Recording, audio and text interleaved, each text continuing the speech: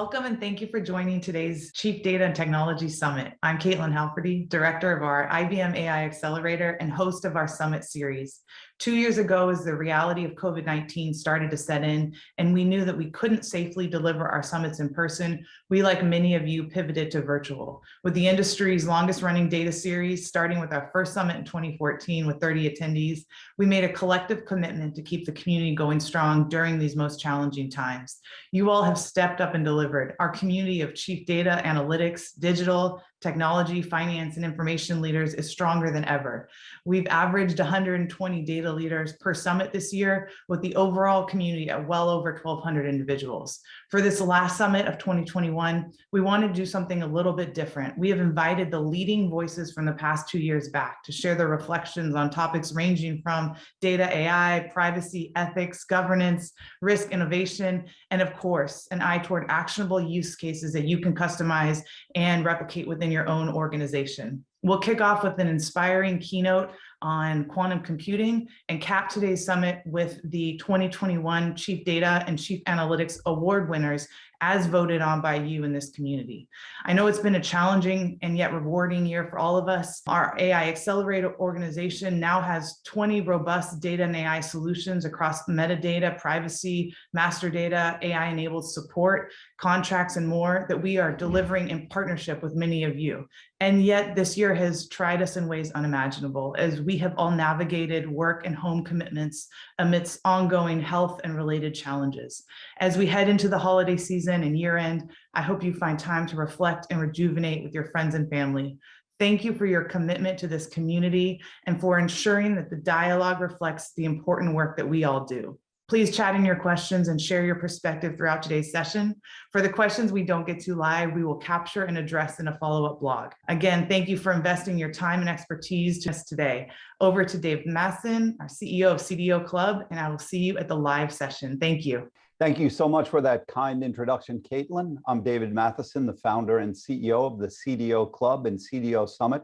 A warm welcome to you all, and especially to our special guest today, Dario Gil, who's Senior Vice President and Director of Research at IBM, and Inderpal Bhandari, the Global Chief Data Officer at IBM. Welcome to today's program on quantum, gentlemen. Thank you. So Dario, what is the state of quantum computing today? The current state of affairs is that building quantum computers has been a dream in computer science for many, many decades. Finally, we're beginning to actually build quantum computers, actual quantum systems that behave and operate according to the laws of quantum mechanics. And now they're beginning to be also widely accessible to a broad community. Just to give you a perspective, in May 2016, we were the first company in the world to put a small quantum computer on the cloud, right? It was a 5-qubit quantum computer.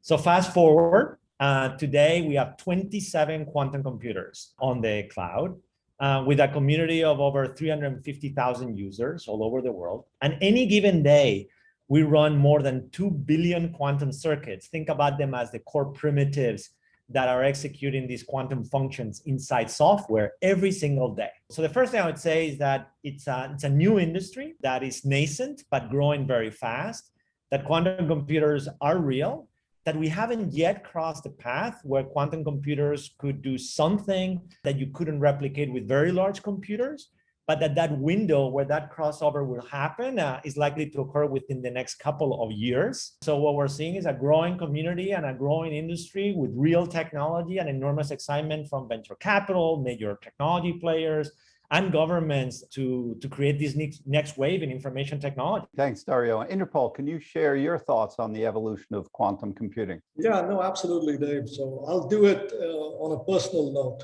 This is my second go-around with IBM, as most people know. I was with IBM at the Watson Research Lab from 1990 to 1997. There was a gentleman there by the name of Charles Bennett, who was sitting by the corner working on quantum. I think it was just him, or maybe him and a couple of other people. And I always wondered, what is it that he's actually doing? Because it seems so abstract, so mathematical, so far removed from reality that it just didn't make sense to me. Now I come back after a couple of decades. I think actually Charles and Dario will confirm this. I think he's still around. Yeah, he's still around, yeah. Still working. And now you see essentially a new platform that's evolving, a new computing platform, completely different. And it's now evolving so rapidly, as Dario pointed out. And even in the 5 or 6 years I've been here now, I joined in 2015, December 2016. So 5 qubits and now 127 over the space of that period of time.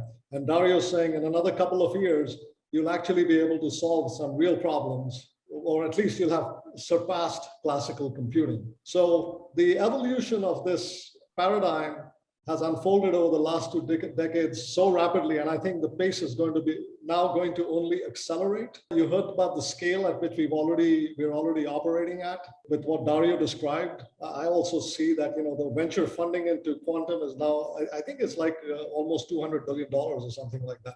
So it's really the time of quantum is here. This is why I wanted our community to hear about this, because it is really going to change things as we move forward. And Dario, I saw some big news about Eagle, and I guess the big question I had is, why is the 100 qubit barrier with Eagle important? So the journey building better and better quantum systems has 3 dimensions. One is the quantity of qubits. You need to build larger and larger machines.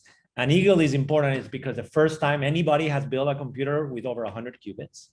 But what is important is the way we have done that is solving some very hard problems in terms of 3-dimensional integration and packaging and wiring and the devices themselves that allows us to scale, right? Because you can imagine when you have relatively few number of qubits, sometimes you can brute force it like experiments, and doing it. But once you actually start scaling, you got to solve some very hard problems that allow you to then build processors with tens of thousands or even millions of qubits. So number 1 is that dimension. So scale, and Eagle is important on that dimension. The second one is quality. What is the quality of the qubits? These computers have errors. Classical computers have errors too. But these machines do. And what we've seen is also an exponential improvement in the quality of the qubits themselves. So right now we can build devices with what's called 3 nines of fidelity. So 99.9% accuracy. Another order of magnitude, another factor of 10 in the next a couple of years will be a very important inflection point in the ability to implement error mitigation and error correction. So number 2 is quality. And number 3 is speed. How quickly can you execute these quantum circuits that are the core libraries and primitives that are embedded in software? So the combination of how many qubits you have, what is the quality, and what is the speed with which they execute circuits is what gives you the overall system performance. And Eagle is really important because it pushes us on this dimension of scale, but you got to combine it with these other aspects. And as Inderpan alluded to, like the journey is now to go and build, 433 qubit system next year, over 1,000 in 2023, and then continue that scale out. That's incredible. Boy, what an exciting time. And Inderpal, I would imagine with quantum, data is going to take on a completely different meaning. And are we living in a transformational moment here? Oh, yes. No, absolutely. And that was, my motivation in inviting Dario to talk to our community, because I just think that, we need to be thinking a little forward about it, and it's moving so rapidly. It's going to be completely transformational. Dario alluded to the fact that we are going to scale with regard to the hardware itself, but he had also mentioned that we are also scaling with regard to the ecosystem, as well as in terms of engaging actual developers through Qiskit, which is, our software development kit that sits on our cloud, that people can essentially use to access those computers. But there are a few other things that are happening.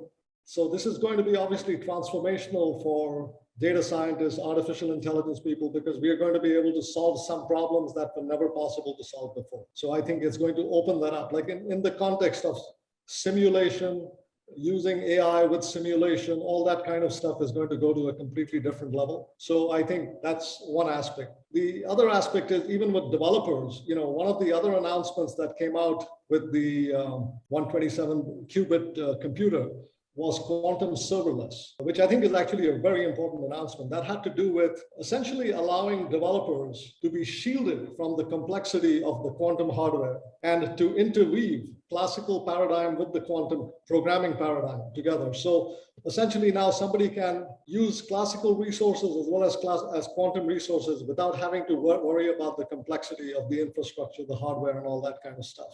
So that's going to be completely transformational for developers, right? It's a new paradigm. We went from public cloud, hybrid cloud, then it's going to move into hybrid cloud, quantum, classical, right? So it's going to be completely transformational. I think the other thing that's happening, which, there were actually this slew of 2 or 3 announcements, which the 127 qubit got the main press. But, I think these two are also, the quantum serverless is very significant.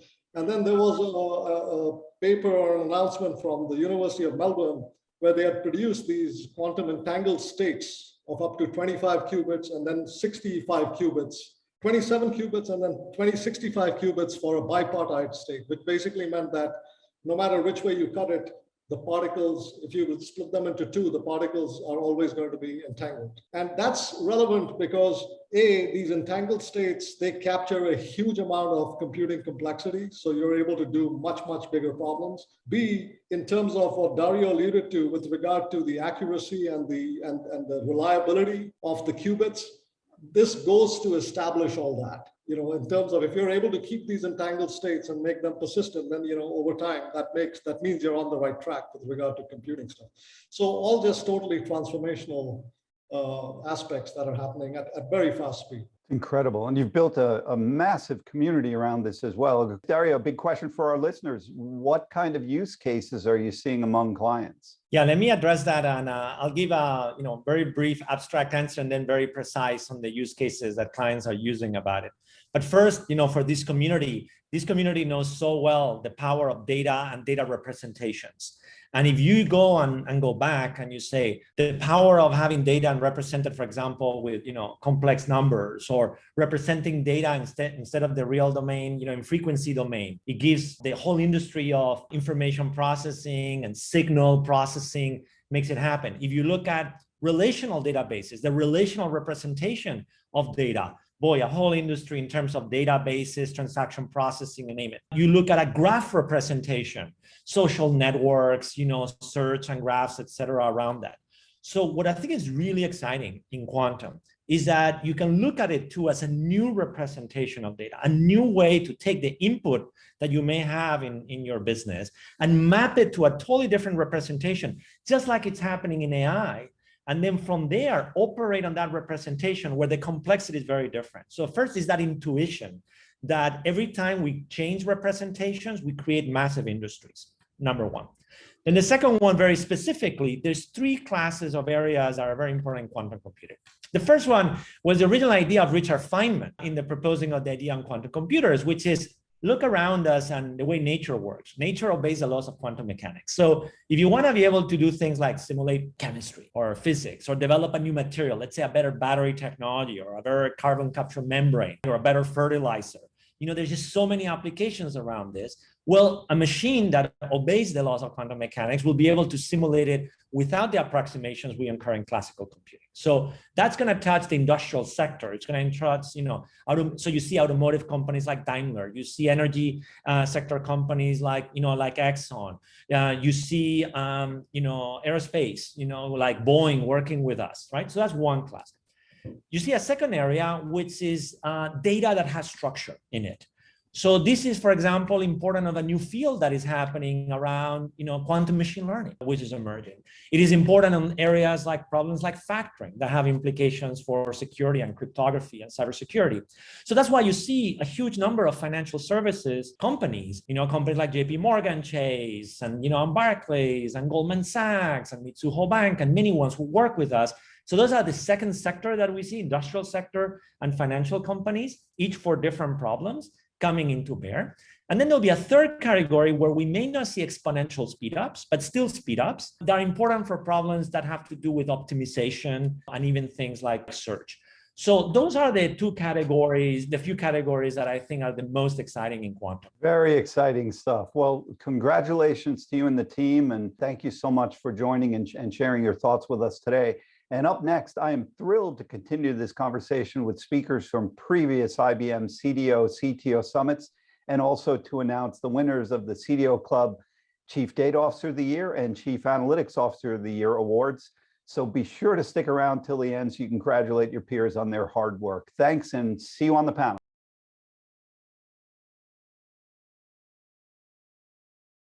Great. Well, welcome, everybody. Hope you all can hear me. Welcome to our friends from all over the world. Looks like we got a lot of folks from, well, Dubai, South Africa. We got India, a couple of people from India, Chicago, of course, Long Beach, New York. And here's Caitlin representing the West Coast, East Coast to West Coast. Hey, Caitlin. Welcome. Thank you. Welcome to everybody. Yeah, what a great program. That quantum session was unbelievable. There's so much happening in that field, and with blockchain coming up and smart contracts and NFTs, we're going to need more and more power. So these are pretty exciting times. I want to thank Dario Gil and Inderpal for that fantastic session. We'll bring Inderpal back a little bit later. How's everything on the West Coast, Caitlin? What time is it there? Thank you for getting up so early. Of course, it's great. And I think it's an interesting connection between some of our foundational topics that we've covered in summits to date around governance, security. Those continue to be relevant for all of us as data practitioners and leaders. And then the leap into quantum is really exciting. So some of those actionable use cases is fantastic.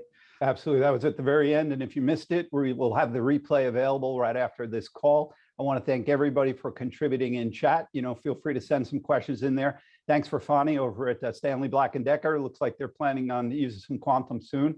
And today what we're going to do is we're going to take a look back and a look forward on some of the previous events. We're going to bring back previous speakers, but make sure, as I mentioned, to stick around till the end, because we're going to announce the CDO and the CAO of the Year award winners at the end of the program. But maybe I'll share my screen just for a second and bring up, if you go to CDOclub.com, you could check out all of our events. These are all the IBM events from 2021. And down at the bottom, we've also got all the events from 2020. I'll post a link in chat.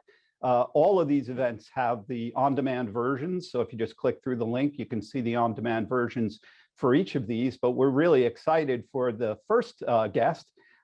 This was a session on, let me see, data privacy and governance. That was an incredible session. And fortunately, I think we've got Alan Crane, who's going to join us for a little bit of looking back and looking forward on this one. Maybe while we're pulling Alan in, there were some great quotes on that session. I think Christina Montgomery from IBM had one that I continue to quote all the time. With 400,000 employees at IBM, her quote was, you can't expect to have 400,000 privacy experts all over the world knowing what data is accessible and what is not. So great quotes from her. And Rajan from WWE. Little did we know entering into that call that Rajan and WWE have like 1 billion, is it 1 billion followers on social media? It's crazy. Only to be matched by Alan's contribution. He's got 1 billion. That's right. Alan had 1 billion well on dividend return. Yeah, Alan, welcome back to the show. I think you're muted. You might have muted again, but always a pleasure, guys. Thank you. Great to see you. Nice background. It looks Christmassy. Thank you. Thought I'd share a little spirit than just the plain walls. Are you at AWS? A lot of our speakers are at AWS today. Kind of first face-to-face event a lot of our community has gone to, right? Yep.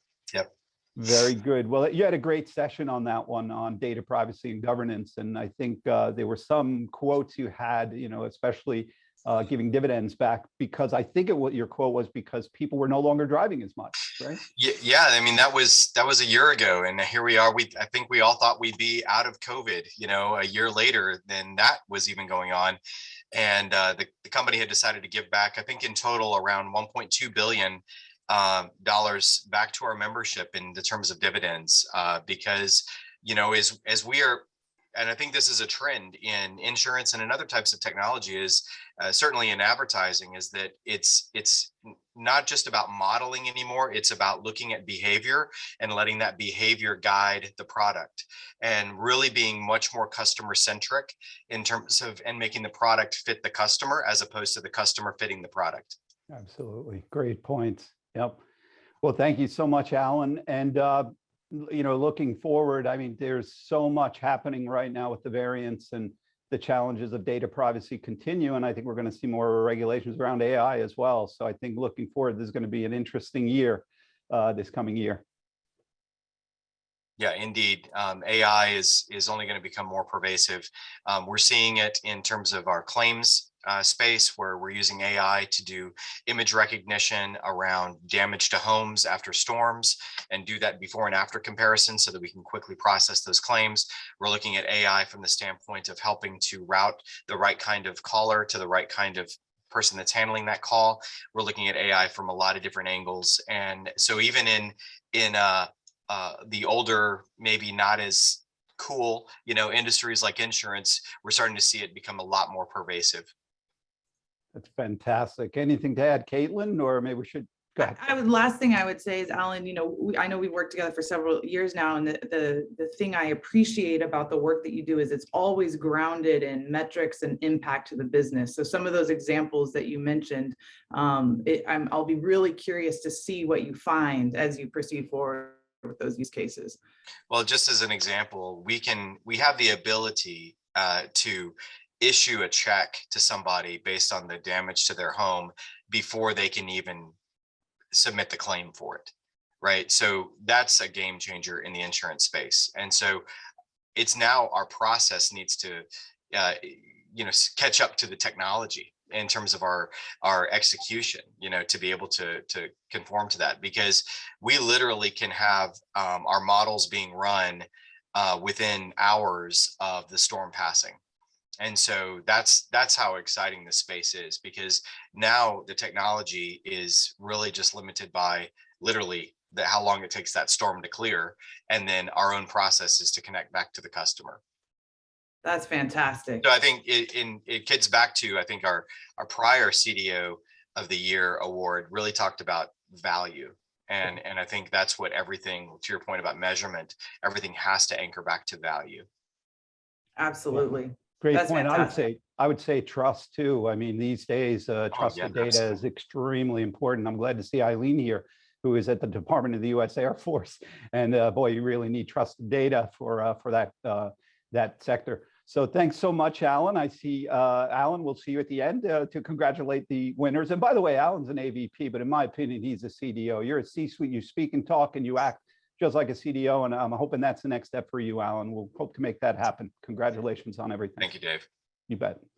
Eileen, Satyam, great to see you both. I'm going to pull up that this was the event on hybrid multi-cloud use cases at scale. That was just such an incredible event. We had Sanji from AES, of course, Eileen and Satyam from Halliburton. And one of the quotes that struck me was actually someone who wasn't on the call, was Chris Wright, who's going to join later. But Chris is, as you may know, Senior VP at Red Hat. And just, the point he made about getting developers up in a shared cloud environment where they can meet the code and meet the data and have the guardrails, the privacy and governance guardrails in place to be able to get the right data, the right people at the right time to, one, increase developer velocity, to two, increase business value. I think that was one of the biggest takeaways I had. And Eileen and Satyam, you had some great points too. Let's start with Eileen. Let's take a look back first on hybrid multi-cloud and see if you have any thoughts on where this is heading going forward. I know you've done a lot of work at the Department of the Air Force. Eileen. Well, I appreciate you including the department, because it's really today, the Department of the Air Force is two services, both Air and Space Force, but it's really about really having an interoperable footprint. So when I look forward, and where we've come over the last year, it's about operationalizing the vision and really making sure that we have interoperable solutions. So it's about working cloud smart, hybrid solutions, but also cross-domain solutions. So doing our work at the lowest classification level possible, and then pivoting where necessary. But this year, one of the things I think I'm most proud of our team is that we really started a journey to build a Department of the Air Force data fabric. And it's a critical initiative that really is operationalizing interoperable solutions so that it works not just for our department and two services, but will work with our sister military departments, Army and Navy, as well as the Joint Staff and our allied partners moving forward. So it's really about that interoperability in that trusted, secure environment, where possible, cloud smart, cross-domain. Really, it's what I would say a true data ecosystem moving forward. Great, got it. Thank you so much, Eileen. Satyam, I know the quote that stuck with me the most was your goal at Halliburton obviously is to make the price of oil the cost of oil as low as possible through insights and analytics. You want to share a little bit more about how that has worked out? Yeah, so remember I mentioned that hybrid cloud, we were the first one to develop that for oil and gas industry. And I can tell you that our cloud team has never been busier in the last 1 year. Pretty much across the globe, we get all our partners, the client partners, to call us and saying, can we deploy it? Like, these are the same people literally before COVID would say, how could you do cloud? We like have been hiring people like crazy, especially with cloud expertise, and we can't have enough.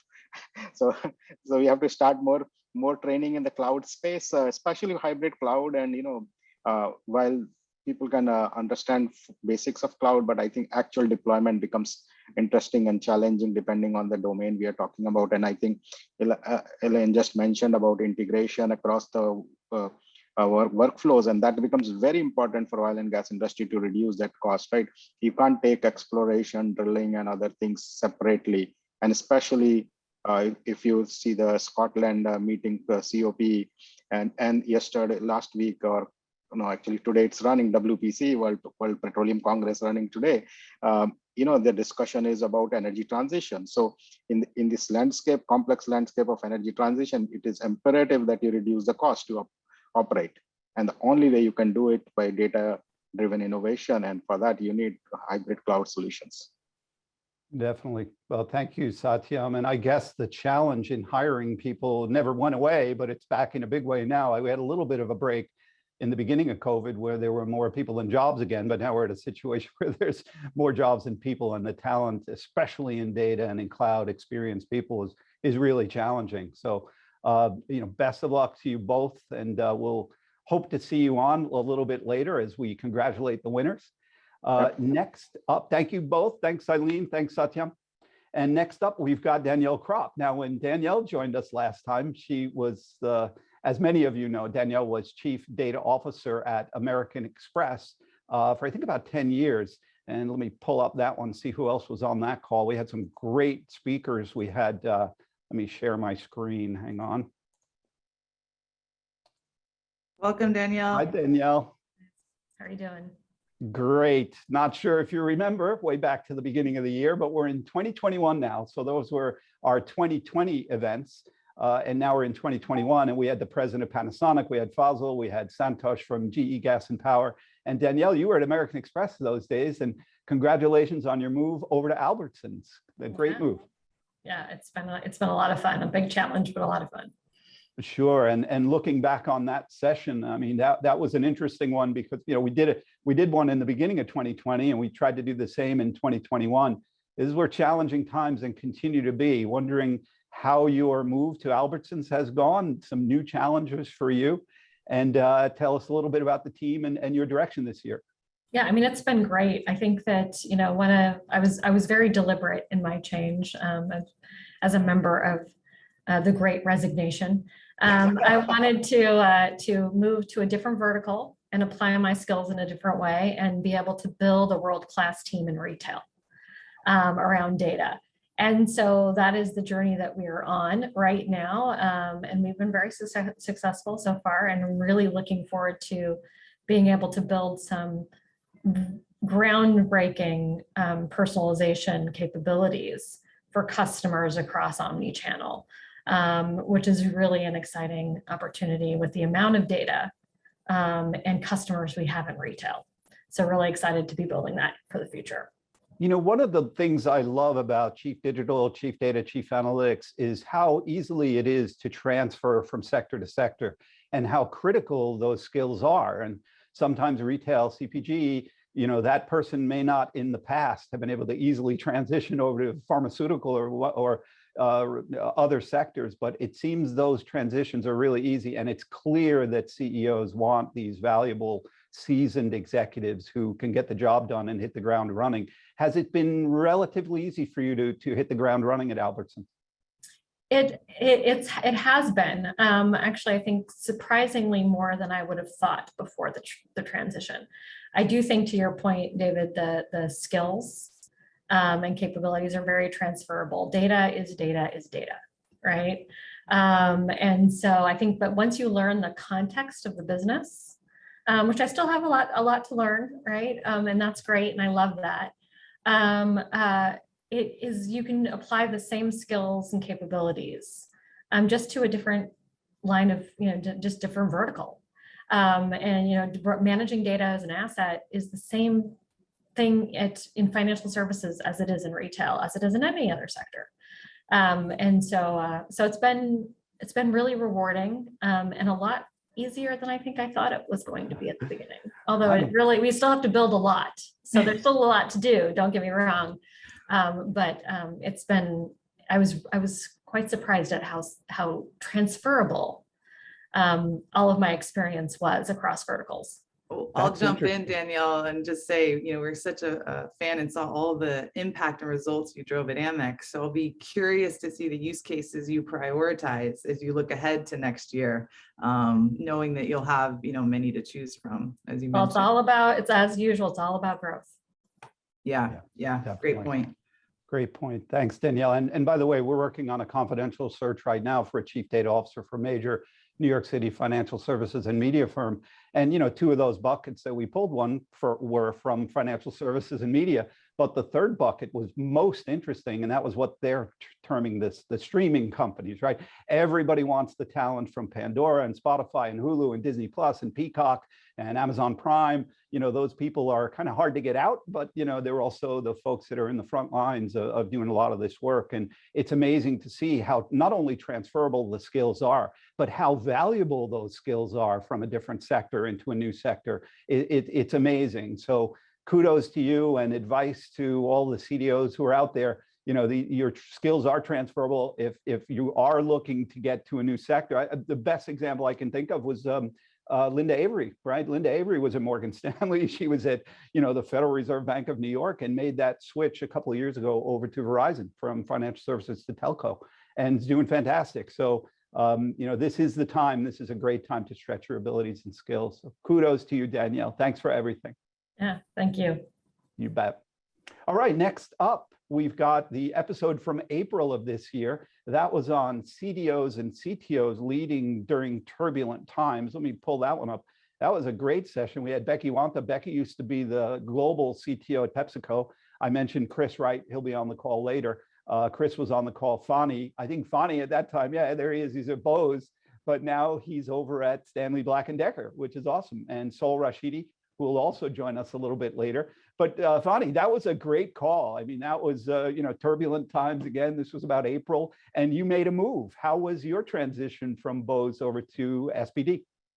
What a timely discussion about transferable skills, David. And this is another example, I would say. And it's so refreshing to hear people open up in terms of not just the vertical, but then realizing the value of data analytics and insights can go horizontal across any industry for that matter. And I love the way Danielle put it, data is data is data. But my transition happened again we all agree that these were turbulent times. And as part of the turbulent times, I kind of segregated companies into three different, buckets. One company which is using the turbulent times to really innovate and fast track their digital transformation and leveraging the value and generating new revenue opportunities.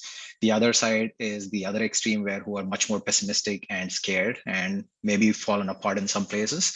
But somewhere in the middle are the fence sitters who don't know whether to be aggressive or defensive. And I've kind of seen, you can consider I've moved from one end to another end during this transition. And it really is refreshing, and this tremendous amount of opportunity and pipeline for millions of dollars of innovation that's in line for Stanley Black & Decker. Yeah, and when did you transition over? It was this year, right? It was this year. It was in August of this year is when I transitioned into the Stanley Black & Decker, which is where there was the peak of innovation and search for talent happening, and part of the Great Resignation as well. But then again, just like anybody in the industry, Stanley Black & Decker is trying to identify talent as well as see where we can go from current level to the next level of innovation and help our customers drive value using our products. Yeah, and by the way, the search that is underway is exactly that same thing, is really deriving value from insights and analytics to build new products and services for customers. And I think just about every organization needs to do that today. So it's no surprise, but it's hard to find these people because the good ones are taken, like yourself. So kudos to you. And Stanley Black & Decker is lucky to have you. Albertsons is lucky to have Danielle. And always good to see our community moving up. And so congratulations and kudos to you, Fani. Best of luck. If there's anything the community can do to help, please let us know. Absolutely. Glad to be here, David. Thank you so much. Thank you. We'll see you at the end. Thank you. And up next, the final one for this year was episode 5, the episode we recently had. That was back in October, and that was balancing innovation and growth with risk. Sorry, balancing innovation and growth with risk and regulation, which we just talked about with Fani. So good timing. We had quite a crew there. We had Laureen from Broadcom and Tom Eck from Fiserv, Michelle Browdy from IBM, Satnam Singh from Thomson Reuters, and John Nicastro from SiriusXM. We had quite a crew, and I think I'm going to stop sharing now because we have quite a few of them on here. Hi, Laureen. Hi, Satnam. Hi, David.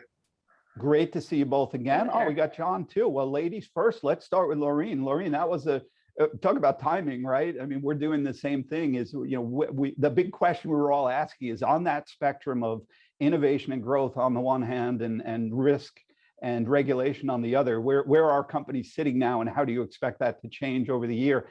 I know you're not just looking at Broadcom, but you work on behalf of Broadcom for many clients. So you have a pretty good global pervasive overview of this. Love to hear your thoughts, Laureen. Yeah, innovation, balancing that innovation and risk. A lot of, like was just being mentioned in the last little group of people, right? A lot of people forwarded their digital transformations during the pandemic. And so that sped up a lot of folks, and people worked on speed and getting things out to market, but what they weren't looking at is speed often kills innovation. And they were still managing their risks and getting things out the door because there's a lot of new technologies that help you do that. But the innovative part and planning that into your strategy and making sure that's flowing through to your teams and eliminating those final silos is really the way you need to look at to balance that innovation and risk, landmark within your space. And almost everybody is starting to look at this or realize that they've killed innovation with speed and they need to now put it back in if they aren't those companies that truly have labs, right? And only the labs are innovating, and they really need everybody to be able to have time to do that. So it's slowing everything down just a touch while we're automating everything to get to the point of having both innovation and speed along with balancing risk.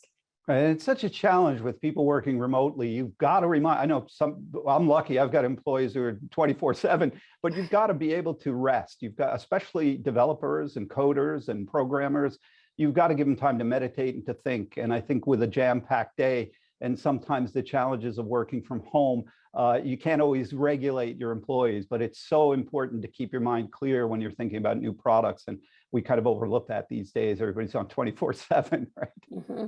And so speaking of product, let's talk about product. So you're chief product officer at Reuters. You've had a tremendous career at Microsoft and Oracle and others. And we brought you on specifically to talk about challenges in product during these challenging times and where we are in that spectrum of risk and regulation versus innovation, new products. Love to hear your thoughts, Satnam, and maybe a little bit of looking forward for Reuters coming up. Absolutely, and thanks, David and Caitlin, for inviting me again. Just a quick PSA before I start. Any opinions that I share are mine and do not reflect any official position of the company. With that said, I would say we've seen a lot of regulatory changes in 2021.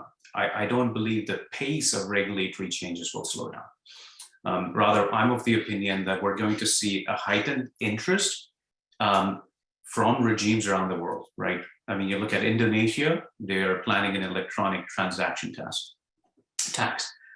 India has equalization levy for e-commerce, which may see further clarification. And OECD is looking to expand, regulations through a 2-pillar solution. The pillar 2, in fact, is what we know in the news a lot more as a global minimum tax that I'm sure a lot of folks have heard about. In addition, let's remember that these regimes have been seeing declining revenue for a long time from direct tax, if you will. And so it's easier, if you will, and faster, if you will, to raise money for their budgets by changing sales taxes.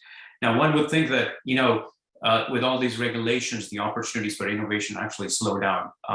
Again, I'm of the opinion that it's actually the other way around. This changes in regulations will actually open up opportunities for innovation by working with these governments, like that B2G, the business to government, if you will, that typically in the past, has seen certain crawling, if you will, from a technology perspective, will actually open up opportunities, right? So there are 4 key areas where I see there's an opportunity for innovation, and that is around, corporate identity, like registrations or licensing, where you can reduce the operational burden for corporations to do business with the government. Government connectivity, especially around digitization of data transfer, so corporations can reduce or lower the burden required to comply with changing regulations. We're starting to see this in EU and Latin America, and to a certain extent in Asia Pacific as well, with digital invoicing, if you will, right? The third piece I would say is the modernization of the government tech stack. And this is what several of the panelists earlier talked about as well, with a move towards, I think Satyam said this a lot, which is a move towards the cloud, move towards data security. And the final piece is around analytics. How do you operationalize the data that is being collected, and how do you extract value from it to gain more efficiency in the government operation? So I think I'm of the belief that these kind of regulations actually open up opportunities for innovation. They're just slightly different. We're typically used to seeing innovation as a B2C or a B2B concept, and we have to open up our eyes to that innovation is actually also a B2G concept, and let's start wrapping our minds around it. So I'm very hopeful and excited about what this presents for the future. Fantastic, and I hope you'll stick around. You'll all stick around to the end. We'll bring you all back for the announcement of the CDO of the Year award. I think you'll be pleasantly surprised, Sutton. Speaking of B2G, and glad to have John back on. Everybody's favorite company. I have my Sirius, and would love to hear your perspectives, John, from the data perspective. Not only at Sirius, but you've had such great gigs before this at in financial services and others. I'd love to hear your thoughts. Again, we're on balancing risk and regulation with innovation and new products.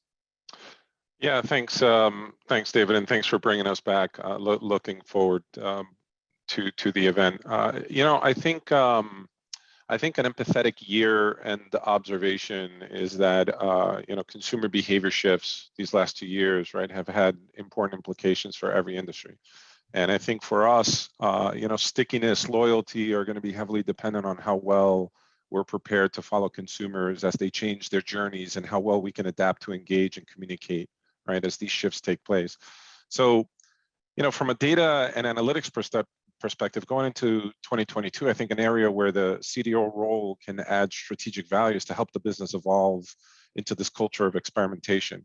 I think I'm wired, right? I'll take a selfish approach here, but I'm wired to focus on realizing this data-driven culture. But as we push that forward into outcomes, impact, we're hyper-focused on getting more efficient at learning and failing fast. And more importantly, using those experiments to implement changes that then we can measure and really drive our business forward. So as Danielle stated before, it's all about growth and yield. So as I think about this culture of experimentation, some of this is down to the core fundamentals, right? Do you have a continuous ideation pipeline? How well do you prioritize ideas and hypotheses? And do you have the underlying data and testing environment to achieve this high velocity testing? Because I don't think it's enough to have a culture of change. I think you have to be built for change. And that means, do I have the right factory? Is it equipped? And I think this is where operating models really matter. So those are all the kind of things, I think the other areas we're going to have to cross-functionally align. And we spoke at our session. I think it was really good with Interpol. We talked about the trade-offs and courage and making sure that we can have good discussions around trade-offs between those value-add bets and arbitrate between, testing quality and testing velocity, right? So that you can really push the needle on speed. So, but again, like Laureen just mentioned, I'm a big fan of balance, and I think that that has to be part of the equation. So I'll stop there, but that's what we're focused on for next year. Thank you, John. A key moment for me was when you mentioned that customer, focusing like a laser beam on the customer, and how customer experiences and journeys change radically over the last 2 years and will continue to do so. That search that we're working on for a CDO for a major New York City financial and media firm, they've reorganized their entire organization so that everybody reports up to the quote unquote CEO, the chief experience officer, who reports to the CEO. And I think that's a fascinating way to reorganize the company. So you're focusing again like a laser beam on the customer as these customer experiences and journeys change radically. So thank you so much for that fantastic input, John. And to all of you, come on back, hang on. We're just a few minutes away from the CDO of the Year award winners. And now we'd like to bring back the previous winners. I think we've got a couple of them or a few of them. And I'm gonna pull up our, I think this was from 2 years ago. We had the first ever event that we did for the IBM virtual series was on leading your company in turbulent times. It was in June of 2020, so right after COVID hit, and we had a couple of previous CDO of the Year award winners on. And it's funny to even just look at this screen because there were only 3 of us, and now we jam-packed, events with 5, 6 speakers. But the other thing that struck me, and I'd love to get Anthony and Interpol's opinion on this, is just how much we have all changed. Like when I remember when we first started doing these events, I had headphones on and I had a black screen behind me, the green screen, and we looked like I was at least hunkered down in a bunker somewhere, waiting for the fallout. And of course, now we have beautiful Long Beach behind us, but would love to chat a little bit. I think we've got Anthony on. I know we've got Interpol, but boy, Interpol, times have changed, haven't they? Everybody's background screens look good and everybody's audio is good. I remember when we first started, we would do audio checks with people and lighting checks. And these days there's really no need for it. But what changes? And maybe we'll start with, let's see if we've got Linda here, we've got Interpol. Interpol, you're unmuted. Would you like to comment on that? I think, also people have become more understanding, Dave. So, if your background is not perfect, or if you're not perfectly prepared, if you're being interrupted, etc., people have learned that you just have to go with the flow. I mean, I remember my own first time when I was doing a keynote, and I had a whole cleaning crew coming behind me all of a sudden. And, I scrambled, and I think one of my assistants actually killed the feed from my computer, and now I just ride with it. I mean, I think it's just silly to react. Yeah, people are very forgiving. They're used to Zoom now, right? The viewers and the panelists and speakers, they're very forgiving. I think you just want to make sure the audio is always clean. The video people can keep or lose. And I think Linda might be on. I'm not sure if I see her square, but Linda had some great quotes in that very first session. And if she's not here, I just want to remind her of a couple of them. She said something like, she had just gotten to Verizon, and she said, looking at the network in, March, April, June, sorry, of 2020. And she said that on the network for Verizon, Mother's Day was the busiest day in the year. And it turned out when COVID hit, she said Mother's Day is every day now. So like things David? just, yeah, Linda, hello. And I am here. And Yes, it's I don't so mean to steal ironic. your You were thunder. saying that we're so used to operating the Zoom environment. I was, but I got a new laptop, and lo and behold, I apparently didn't do the settings for Zoom. So for me to turn the camera on means I have to restart the whole thing, and I don't want to risk it. But I do have a couple of things I'd like to say. I mean, in terms of where we've been and where we are now. I mean, it's fascinating, the journey that we've been on over the last couple of years. And I think if there's one thing that is true about 2021 is that we did not leave COVID and the aftermath behind. And, if I look at 2020, it was about, I would call it the year of the hermit. And so if I look at 2021, I would call it the year of the nomad. Because when I look at this year, it's been a year of unsettledness. And it was a year of an ever evolving marketplace where we never could feel like we've landed in a solid place. And, it's been interesting because in the wake of COVID, it's been so hard for businesses to navigate. Everyone is facing these challenges, the supply chain and workforce and inflation and real estate and COVID politics, vaccine politics and the hybrid work model. And, it's just been really hard for businesses to make sense of all the signals coming at us. But, if there's one thing that, I see at the forefront, it has been the importance of having data to navigate. what is happening. And I've rarely seen so much hunger for data and analytics. So I just want to weigh in, and that's the way I feel like we're entering 2022. We've got to come out of our nomadic existence, choose our destination, choose our course, and our businesses are going to be relying more than ever on data analytics and the organizations that we have. So I just wanted to say that I apologize, no camera. That's fine. That's great. Thank you so much, Linda. And thanks to everyone in this community and to IBM for keeping a consistent program going for this community during the pandemic. And I can't thank you enough, Caitlin, Interpol. You know, this is such a great way, as Linda mentioned, we've got to get out of our nomadic existence. And I think bringing everybody together in these types of forums is fantastic. If you have any other ideas on ways to propagate that, we'd be delighted to hear. And I know we've got Anthony on. We got a minute or two, Anthony, and then we've got to get to the awards, but I know you probably got something to add to this too. What a change. I don't know if you heard me speaking about the changes in our backgrounds and headphones. Yeah, I welcome to my virtual office here. The other change I think is in some of us with the hairline, but I think that, when I'm listening to this whole conversation today, and I just started writing down while Linda was talking, just some of the terms we use now. Social distance, we used to talk about social media, we talk about social distance. Being boosted used to mean something completely different than it means now. The Great Resignation, if you told me that was going to become a term, I would think that would be a bad thing. And it's, it's being, positioned as a fairly positive thing for a lot of the people on this call.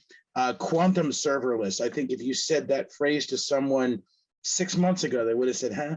Right. The rate at which we adopt new language to describe the weird things that are going on around us and the strange and wonderful things that are going around us is increasing. And the rate of increase is increasing. If we stop and think about where we were 6 months ago, and it's great to see these photos and think about what we were talking about even a year ago, that the relevancy of what we think about and what we talk about has a shorter and shorter lifespan. We have to realize that whatever made us, whatever we are today is sort of table stakes. If we don't do things like this, if we don't inform each other, if we don't challenge each other, I'm so excited to do things like this because it makes us wake up and think. And that's how you take advantage of the kind of change that we're all experiencing right now. Every crisis contains an opportunity. Absolutely. Well, thank you so much to you and to Linda and to Interpol, the previous CDO of the Year award winners on data, and DJ Patil, who was, I think, our first one in 2016, who was then at the Office of White House Technology and Policy under Barack Obama. So congratulations to all of our previous winners. And now I'm delighted to make the next two announcements. First for Chief Data Officer of the Year 2021. And it was not hard because we had the community vote on it. And we had so many votes come in and so many great endorsements for our winner that I'm delighted to announce Eileen Vadrine, who is Chief Data Officer at the United States Department of the Air Force. I have to say, as Chief Data Officer of the Year for 2021, look, Eileen is in a very secure environment, and she has been entrusted with managing mission critical data in these very demanding, trusted and secure environments, not only for the United States Department of the Air Force and also the Space Force, as she rightly corrected me, but also the US Department of Defense and in the Office of the Director of National Intelligence. And in all of these cases, Eileen has proven herself to be a selfless leader with her teams and a trusted colleague to her peers, and finally, a collegial contributor to the overall CDO community. And therefore, I'm just delighted and honored to name Eileen Vadrine as the US 2021 Chief Data Officer of the Year. Congratulations, Eileen. Thank you. Love to hear you say a few words and thank the team. David, I'm humbled and honored to be receiving this award. Thank you in the CDO Club community, but I'd also like to thank the Department of the Air Force senior leadership for this amazing opportunity and their support, their trust and their commitment to the data mission. I like to say data is a team sport. So I need to thank my team, and my team is big. My trusted partners, the DoD, the Navy, the Army CDOs, as well as those the data officers out in the combatant commands. My internal team, I call them Team CDO. They're the absolute best airmen and guardian on the planet. And I'm keep driving that data innovation in our department.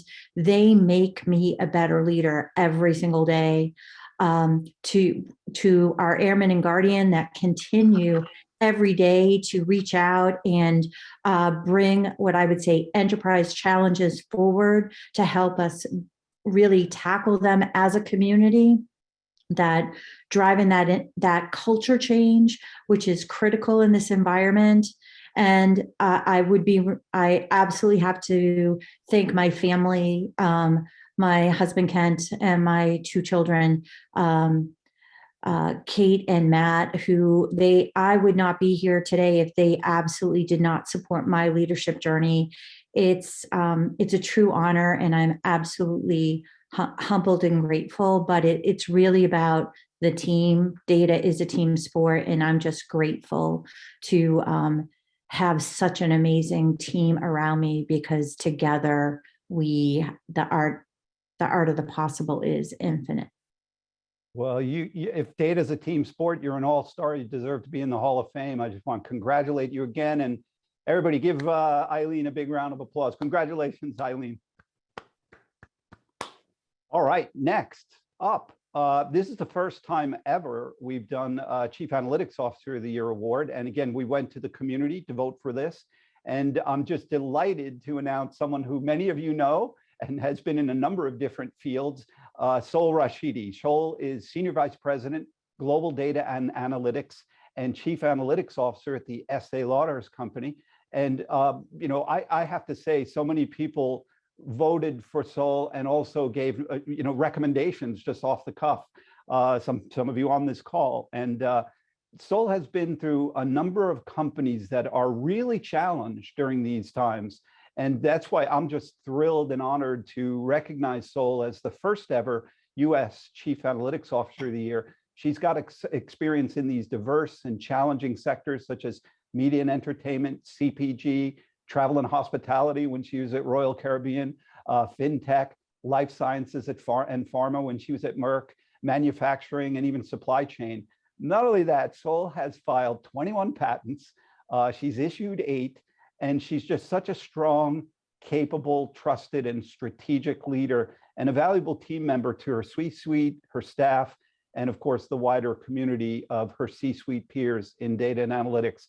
And just like we talked about before, how seamlessly C-suite data and analytics people are moving from sector to sector. She just moved from pharmaceutical over to Estee Lauder, and it just shows again how valuable the skills are for you, Sol, and for your community to any company today. So congratulations to you, Sol. I'm not sure if you want to say a few words or thank the team, but congratulations. Thank you. Yeah, and to quote my father, same sand, different shovel. So even though I've been across multiple industries, at the end of the day, it's the cultural nuances, it's the intent and the support behind the transformation. It's the teammates, it's the talent that really adds some of the differences. But the data problems are the data problems, and the analytical and the insight problems are the analytical insight problems. And, I always say it's like the pace, the talent, the cultural norms, and their intent is really what makes every position different. I think the first shout out is just to my fellow peers, whether we run into each other at conferences or we're on virtual conferences or just through communities and networks. It just feels so good to know that I'm not the only one going through something, and that we all have great days, not so great days, frustrating days where we're so proud and we're like, okay, it's coming together. And the peer group has been phenomenal, and just supporting all the endeavors and being very open and upfront and honest about the trials and tribulations that we go through. This is a space that's still relatively new to most companies, even though it's been, top of mind for a really long time. It's a strategic pillar. But when you take a non-technical company and you take one that has historically used data and analytics for operational purposes versus a competitive advantage, it is a massive transformation, and just the constant need to articulate the value, the investments, the talents, and the whys, it is not an easy feat for us. And so I'm really blessed and honored that I get to work with all of you, and it just, our paths cross. It's an actually really small world amongst us. And then second, just some of my teammates who I've worked with at Royal and in Sony Music and Merck and now at Estee Lauder. there's a lot of hustle in that, and there's a lot of hope, and there's a lot of faith, and there's a lot of frustration, but there's still, at the end of the day, this overwhelming desire and passion to build something that just wasn't there to begin with. And it's trials and tributes, and they're there with me and with our peers and with our network from day one. So none of this would be possible without that. And then, of course, David, thank you to you and the CDO Club for just always connecting us all. It's so easy to just kind of get into our own hamster wheel and getting the job done, but you have a great way of just pulling us back, relating to our network, making it all human so that we can be more effective in our position. So thank you. Thank you, Saul. How about a big hand for Saul? Congratulations, Saul. And I would say you brought up a good point about empathy. At our very first ever CDO Summit in 2013, a couple of people, including Sri Srinivasan, the Chief Digital Officer at Gannett, and Sri was at, I think, Columbia at that time. And they mentioned just how important it was to bring these meetings together, because you're not alone. None of you are alone. There's a lot of people out there who can help and give insight. And everybody that we've come across in this space is just so helpful to their comrades and their colleagues. So thanks so much to all of you. And I want to thank Interpol and the teams at IBM again, and especially thank Caitlin for keeping the continuity of this community going through some really challenging times. Thank you so much, Caitlin. Of course. I will just say, to your point, Sol, about the community, I think you and I did our first panel together on data monetization back in 2018. And so I agree that there's opportunities to cross paths, and, to our entire community, there's, please let us know how we can help be of service and connecting around talent and skills. I see a number of posts in the chat around skills that are in high demand. So hopefully, we can continue to be of service in that way. That was our initial vision when we started this in 2014. We got through the last 2 years of the pandemic, all thanks to you, and continuing to join us and share your expertise, share your very action-oriented use cases that we could all sort of replicate across our different organizations. And I'm so thankful for the time you've made sharing your expertise. Eileen, again, want to say incredible congratulations. You mentioned all the great work you've done. I was particularly struck by all the contributions to the ethics space. I think that's going to continue to be an emerging area in 2022, and your leadership there has been fantastic. And then, Sol, of course, all the work you've done in many different organizations is incredible. So thank you again to everyone for joining and celebrating. And we'll plan to kick off next year in February. So already planning our Summit Series for next year, and hope to invite you all to continue with us as we look ahead to the new year. Thank you, Caitlin. And thanks to Sol for joining us from AWS. She's remote. And thanks so much. And congratulations to both you and to Eileen. And thanks to everybody in the chat. I know I've missed a couple of chat questions. There were some really good points about data culture between startups and enterprises that I wanted to jump in and answer. I just couldn't do it. Didn't have the time, but we'll get to your replies separately. Thanks again, everybody. And I look forward to seeing you all in the new year. Be safe and happy holidays, everyone. Thank you so much.